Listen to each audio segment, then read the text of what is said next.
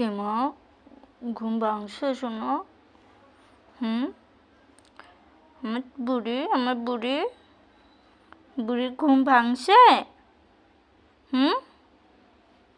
শোনো, ওরে বাবা, ওরে বাবা।